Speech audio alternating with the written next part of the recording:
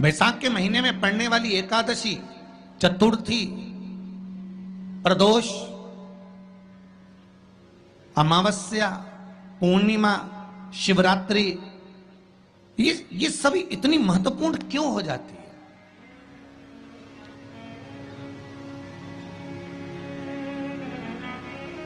इसकी महत्वता इतनी प्रबल क्यों हो जाती है? किस लिए?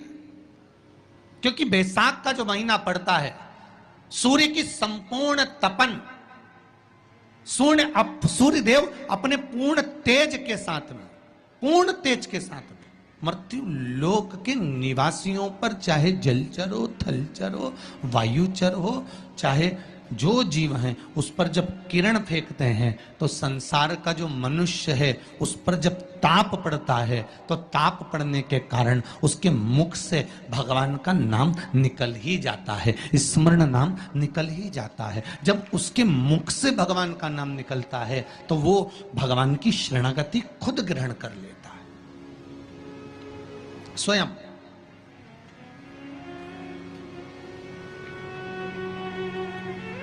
शरणागति ग्रहण कर लेना। एक महीने मासिक शिवरात्रि आती है, प्रत्येक महीने में शिवरात्रि आती है, और वो शिवरात्रि महीने में एक बार इसलिए आती है कि तुम अगर प्रतिदिन भगवान शंकर की आराधना नहीं कर सकते, प्रतिदिन अगर एक लोटा जल शिव को नहीं समर्पित कर सकते, शंकर को एक चावल का दाना भी अगर आप समर्पित नहीं कर सकते, एक बेलपत्र भी अगर मेरे ओघड़दानी भगवान शंकर को नहीं दे सकते, तो एक काम करो कि महीने में एक बार शंकर के मंदिर के सामने से भी निकल कर चले जाओगे तो तुम्हारा कल्याण हो ही जाएगा। इतना भी बहुत। अरे भाई, और बैसाख महीने की शिवरात्रि है, छोड़ना मती। लाइन लगाना पड़े मंदिरों में, लगाओ। और प्रत्येक मंदिर का फोटो खींचकर अपने अपने फेसबुक, व्हाट्सएप, इंस्टाग्राम पे भी चढ़ाओ। क्यों? ये हमारा सनातन धर्म का भाई आज भगवान शिव के मंदिर में खड़ा है, शंकर की आराधना कर रहा है, शिव तत्व को जाना है। अभी तक शंकर तत्व को, शिव तत्व को, ये शिव जी को तो लोगों ने छुपा दिया था। क्यों? क्योंकि अगर शंकर जी का भजन करेंगे, पानी चढ़ाएंगे, बेलपत्र चढ़ाएंगे, बेलपत्र का महत्व कौन जानता था? बैसाख की शिवरात्रि है, सुबह से लेकर, वैसे तो शिव जी के मंदिर में पट कपट और झंझट कुछ होती नहीं है, फिर भी आजकल कुछ नियम बना दिए गए हैं शंकर जी के मंदिर में कि इतनी बजे तक ही पानी चढ़ाओ। तो जैसा ब्राह्मणों ने नियम बना दिया वैसा कर लो, कोई दिक्कत नहीं। वैसे शंकर जी के पास जाने के लिए कोई समय नहीं है।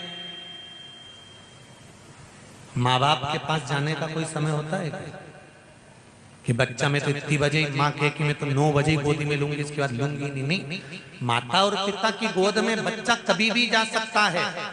शंकर जी के मंदिर में आप कभी भी जा सकते हो, शिव के पास अपने दिल की बात कहने के लिए शंकर के मंदिर में कभी भी। अब थोड़े से नियम बन गए हैं, जब से ये शिव महापुराण की कथा से लोग जागे हैं तब से लोगों ने कह दिया हम तो इतनी बजे तक ही पानी चढ़ा देंगे, कब तक आते रहेंगे, भीड़ बढ़ गई है। सारे ब्राह्मण जन को सबसे ज्यादा खुशी होना चाहिए कि सनातनी जाग रहा है और शंकर मंदिर तक आ रहा है। उसको प्रसन्नता होना चाहिए कि शंकर जी के मंदिर के दरवाजे और देर तक खोल के रखो, आओ और शंकर के दरवाजे आओ। प्रसन्न चित्त होना चाहिए।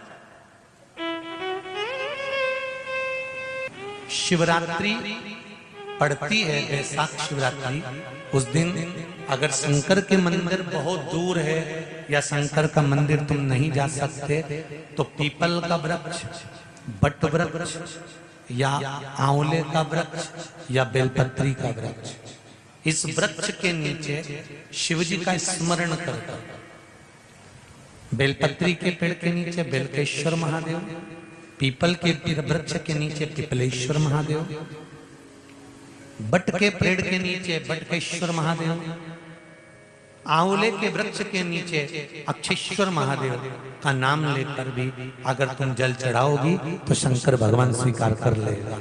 ये बैसाख की कथा कर रहे हैं।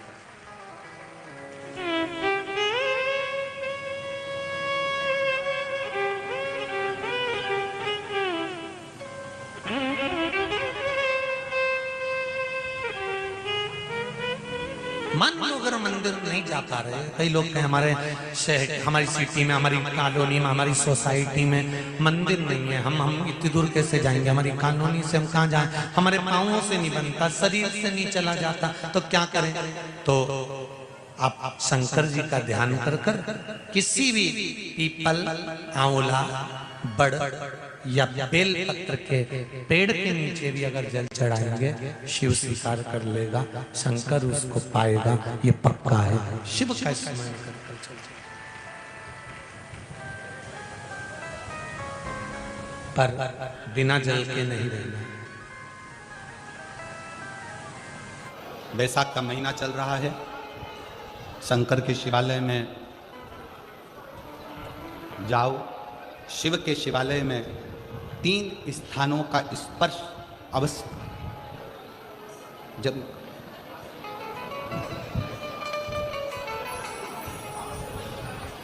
किसी मंदिर में शंकर जी के शिवलिंग को छूने नहीं देते, जैसे दक्षिण साइड में, साउथ में, तो अपने ही घर में जो शिवलिंग है उसके 3 स्थानों का स्पर्श अवश्य समझिए।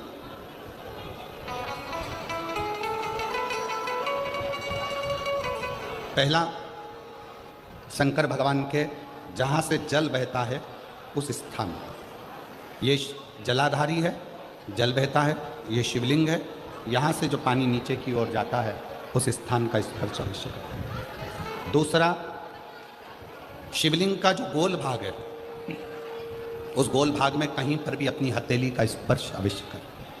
तीसरा, शंकर भगवान के शिवलिंग का जो ऊपर का भाग है वहाँ अपने अस्त्र का स्पर्श अवश्य करें।